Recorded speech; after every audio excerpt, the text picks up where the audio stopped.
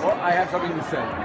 The Celtics are one of the great teams in terms of dealing with the community. So when Wicks knew I was going to be in town today, on a panel with him, he said, I got some good news and some bad news. He said, the good news is I'm going to be on a panel with you. The bad news, I'd like you to stay at night. And I said, I'll be there.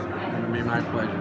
That's good news. It's not bad news, because anything that supports the Celtic Foundation and the good work they do in the community is great for me.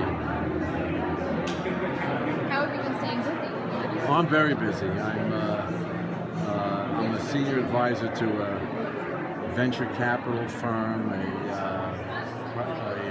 Big Four accounting firm, strategy group, an investment bank. I counsel several startups, and I'm a senior advisor to the NBA as well. So I'm more booked up than ever, having a great time.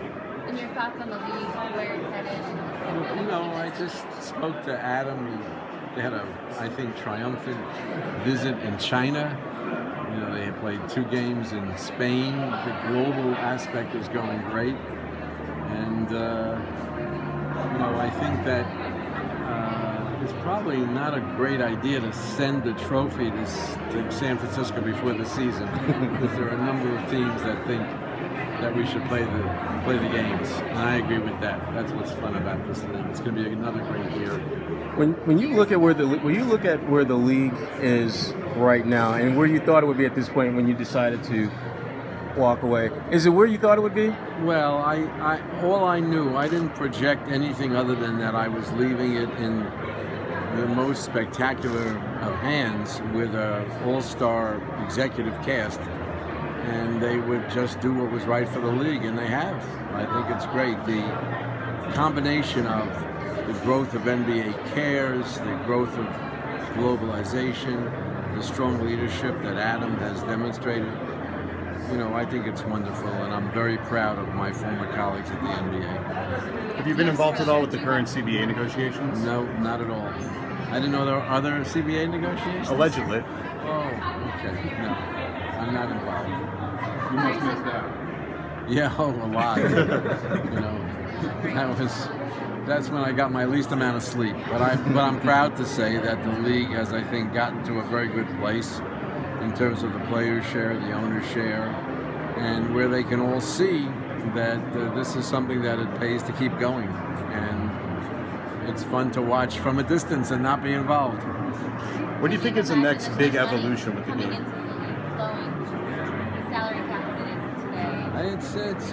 You know, we knew that media growth was going to be great, and the good news is that it hasn't stopped because it's global, it's digital, and so there's still a lot of life left in the growth on the media side.